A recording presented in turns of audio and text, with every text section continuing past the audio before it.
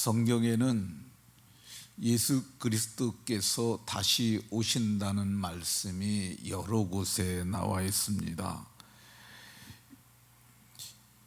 특별히 바울 사도께서는 주의 강림에 관해서 여러 곳에 기록을 하셨습니다. 우리가 가지고 있는 현존 문서 가운데 제일 먼저 기록된 책은 데살로니가 전서라고 얘기를 합니다. 우리가 지금 보고 있는 책이 신약 성경 중에서 최초에 기록된 책이라는 거죠.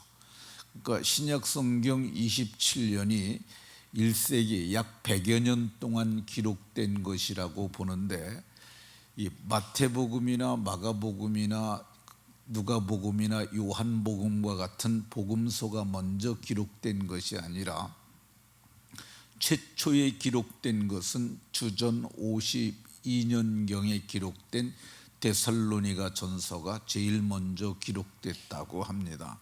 이건 학자들이 거의 공통되게 얘기하는 말씀입니다. 그럼 그 시대에는 복음이 없었느냐? 그 시대에는 주로 구전된 거죠. 오랄 트래디션이라고 그러는데, 입에서 입으로 전승되었고, 그리고 이 누가복음 1장에 보면 이 주님의 복음을 듣고 깨달은 자들이 기록하려고 붓을 든 자들이 많이 있었다고 그럽니다. 그러니까 정경에는 들어와 있지 않지만은 아마도 쪽복음 형태로 여러 가지의 글들이 많이 있긴 있었을 것이지만, 정경으로 우리가 인정하는 것은 데살로니가 전서, 이거를 첫 번째 서신으로 봅니다. 그래서 사도께서는 4장에도 보면 이 주께서 강림하실 때까지, 15절에 16절에도 주께서 호령과 천사장의 소리와 하나님의 나팔 소리로 친히 강림하시리니, 이렇게 말씀합니다. 그럼 바울 사도께서 이걸 어떻게 기록을 했을까? 이것이 바울 사도의 생각이 아닙니다. 이렇게 연구하고 고민하고 그렇게 해서 나온 생각이 아니라는 것이죠. 이 창작에 의해서 만들어진 글은 더더욱 아닙니다. 이게 공상을 하는 것처럼 공상소설 쓰듯이 해서 나온 얘기가 아닙니다. 갈라디아서 1장 12절에 이것이 하나님의 계시라고 말씀합니다. 내가 사람에게서 받은 것도 아니요 배운 것도 아니요 오직 예수 그리스도의 계시로 말미암은 것이라고 말씀합니다. 그러니까 하나님께서 예수 그리스도를 통하여 장차 나타날 일들을 보여주신 거죠. 그래서 보여주기 전에는 알 수 없는 것들이 여기 많이 기록되어 있습니다. 바울 사도에게 계시로 알게 하신 예수님께서 지상에 계실 적에 여러 번에 걸쳐서 내가 올 때에 믿음을 보겠느냐는 등 여러 가지의 표현으로 말씀을 하셨습니다. 마태도 인자가 자기 영광으로 모든 천사와 함께 올 때 예수님이 오신다고 말을 했어요. 인자가 올 때에 세상에서 믿음을 보겠느냐? 근데 그 시대에 같이 있었던 제자들은 그 말이 무슨 말인지 알지 못했어요. 왜 그러냐면은 우리 같이 이렇게 밥 먹고 날마다 이렇게 전도하고 그러는데 오신다는 말이 뭔 말인지 알지 못했어요. 그런데 예수님께서 장사되시고 부활하시고 40일 동안 함께 계시고, 그리고 500의 형제들이 지켜보는 가운데서 하늘로 올려져 가실 때 올라가심을 보면서 그때 하셨던 말씀이 이렇게 올라가시니까 다시 온다는 말이었구나, 그렇게 이해를 했어요. 다시 온다고 알려준 말한 사람들 가운데는 사람이 아닌 자들도 있었습니다. 그 천사들로 보이는 거죠. 사도행전 1장 10절에 보면 흰옷을 입은 두 사람들이 예수님께서 올라가실 때 구름이 가리어 보여지지 않으니까 그때 그 천사가 나타나서 흰옷을 입은 천사들이 너희 가운데 올려지신 이 예수는 너희가 본 그대로 다시 오실 거라고 그렇게 말씀했습니다. 그 후에 이제 그 현장을 목도한 사람들은 주님이 다시 오시는구나, 그걸 안 거죠.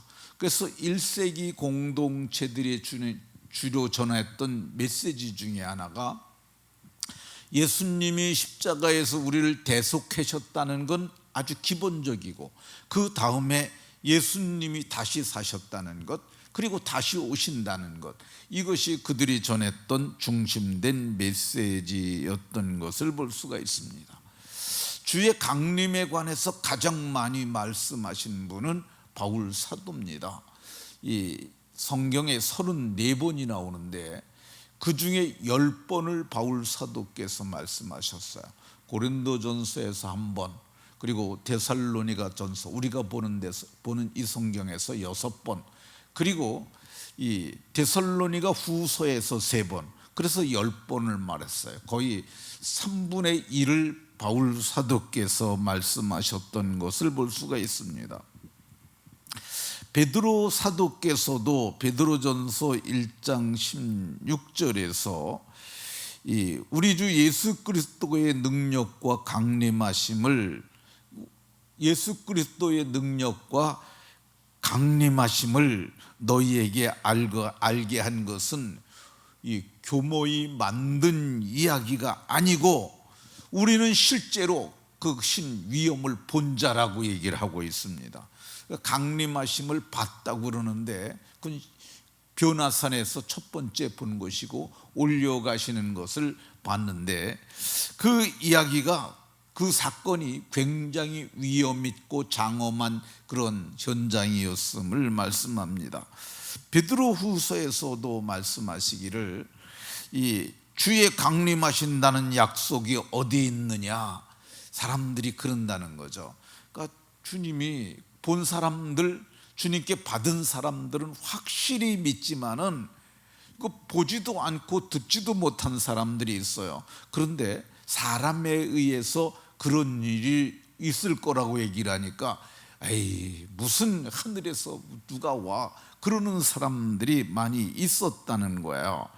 그러나 주님께서는 실제로 오신다고 베드로 사도가 보면은 이 구약 성경에 나타난 홍수 사건, 그리고 그 소돔과 고모라의 멸망 사건, 그거를 들어서 주님은 실제로 오실 것이라고 이렇게 말씀합니다. 요한 사도도 주님께서 다시 오실 것을 말씀하고요. 야고보 장로님도 너희도 길이 참고 마음을 굳건하게 하라, 주의 강림이 가까우니라, 이렇게 말씀하신 것을 볼 수가 있습니다. 그러니까 주께서 강림하신다는 말씀을 듣고 믿은 사람들은 그럼 어떻게 준비를 했느냐, 이게 준비를 하는 방편이 오늘 우리가 보는 이 본문에 나와 있습니다. 근데 성경을 보게 되면 모두들이 알았다고 얘기를 하고 있습니다. 준비는 알아야 하는 거야. 그러니까 주의 강림이 확실하다는 것을 이게 머리로 이해가 되지 않더라도 마음으로 믿어지는 사람들은 그래서 알고 준비하는 겁니다. 알고. 자, 1절에 보면 오늘 봉독한 본문, 때와 시기에 관해서는 너에게 쓸 것이 없음은 너희가 알고 있었다고 얘기합니다. 때와 시기는 주의 강림하시는 때와 시기를 얘기를 하는 거죠. 어떻게 알 수 있었느냐? 이 말씀을 강론함으로 알 수 있었어요. 제가 성경을 풀어서 여러분들에게 말씀하지 않습니까? 그러니까 바울 사도도 새 안식일에 말씀을 풀어서 저들에게 알게 했다고 얘기를 하고 있어요. 그러니까 이게 말씀을 풀어주는 자들을 통해서 저들이 알 수가 있었습니다. 그럼 바울 사도가 이제 거기서 항상 있는 것이 아니고 그 바울 사도가 가면 누가 했느냐? 그걸 디모데가 했어요. 이게 사역이 이어가는 거죠. 사역 전승이 되어지는데, 그러니까 바울 사도는 그래서 제자들을 키웠고 제자들이 이 교회를 맡아서 목양하면서 이걸 알게 했던 것을 볼 수가 있습니다. 이거 언제 저들이 알게 되느냐? 식탁 교제를 통해서 알 수 있어요. 그러니까 오늘 우리는 이렇게 대그룹이 모이고 그러니까 식탁 교제가 잘 이루어지지 않잖아요. 식탁 교제가 이루어지는 게 가장 좋은 게 언제냐 하면은 그게 이제 그 소그룹으로 모였을 때 그게 가능합니다. 우리는 보통 그걸 목장 모임 혹은 구역 예배 그러는 거 얘기를 하는데, 소그룹으로 모이게 되면 자기 집에 왔으니까 우리가 물도 내놓을 수 있고, 명절 끝이니까 요즘 같은 경우는 식혜도 내놓을 수 있고, 그러면서 뭐 여러 가지 우리 음식이 있는데 같이 먹읍시다 그럴 수도 있고, 또 서로 조금씩 싸갖고 와서 이렇게 음식을 나누면서 교제할 수 있어요. 근데 밥만 먹습니까? 아니죠. 이 밥만 먹는 게 아니라 그들이 이야기를 하는 거야. 사도님께서 말씀하신 주의 강림이 뭐예요? 그러면 먼저 믿어서 아는 사람들이 얘기를 하는 거죠. 그거는 예수님께서 500여 형제들이 지켜보는데 하늘로 올라가시는 거예요. 근데 그분이 다시 오신다는 얘기예요. 그게 가능해요? 그러면요, 주님의 말씀은 하나도 틀린 적이 없어요. 반드시 주님이 오십니다. 그러니까 우리가 준비해야겠죠. 이게 이런 식탁 교제죠. 어제 제가 이제 고린도전서 10장을 말하면서 주의 식탁이라고 얘기를 했어요. 근데 그게 주의 식탁이 원래는 대개의 경우는 성찬식을 말한다고 볼 수 있습니다. 그러니까 성찬식이 주의 식탁이죠. 그런데 그래서 보면은 근데 성찬식을 오늘날처럼 이렇게 분병 분잔해서 그렇게 형식을 갖춰서 하지 아니하고, 고린도전서 10장에 보면 주의 식탁을 말하면서 그 뒤에 무슨 얘기를 하느냐면, 어떤 사람은 시장함으로 먼저 먹고 그 나중에 온 사람들은 먹을 것이 없는 일도 있다는 거예요.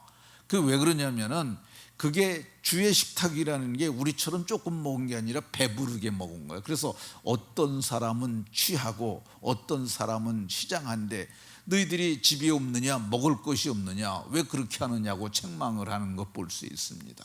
그러니까 이 모임이 우리처럼 이렇게 예배 형식을 꽉 갖춘 것이 아니라 1세기에는 편안하게 먹고 마시고 기도하고 먹고 마셨겠죠. 그래서 근데 이런 식탁 교제를 통해서 복음이 가르쳐지는, 그래서 입에서 입으로 전승되어지는 역사가 있었던 것을 볼 수가 있습니다.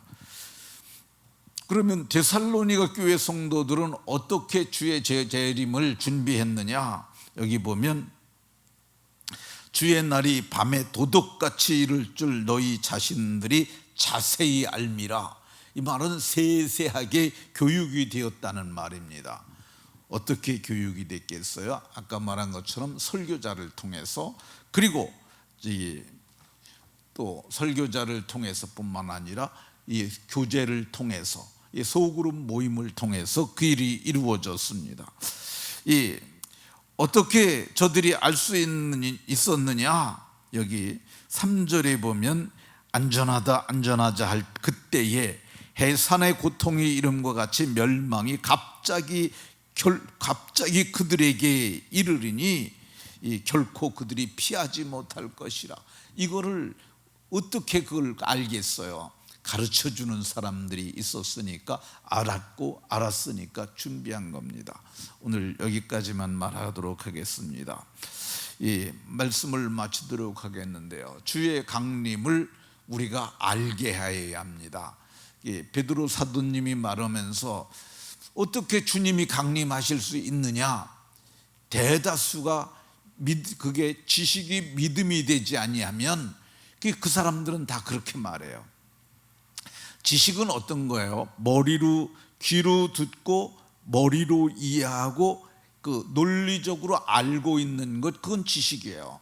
근데 이게 머리에서 가슴으로 내려오는 거야. 그 마음으로 믿어지는 거죠. 이게 지식이 믿음이 되는 거야. 그래서 지식으로 생각하는 사람들은 믿을 수가 없고, 마음으로 믿어야 의로워지는 거고, 마음으로 믿어야 그것이 진정한 신앙이 되는 겁니다. 우리 자녀 세대들, 그리고 우리 목원들, 우리 주일학교 학생들에게 복음을 전하는 사람들 모두가 지식으로 하게 되면, 고린도전서 10장에 지식은 사람을 교만하게 하며 그럽니다. 지식만 들어가면 사람이 교만해져요. 그래서 공부 많이 한 사람들, 지식이 많은 사람들 교만하잖아요. 근데 이게 믿음이 되게 되면 사람들이 겸손해집니다. 모두가 믿음이 되도록 잘 전해서 주의 재림의 날에 칭찬과 영광과 존귀를 얻는 복이 모두에게 있으시기를 예수 그리스도의 이름으로 축원합니다.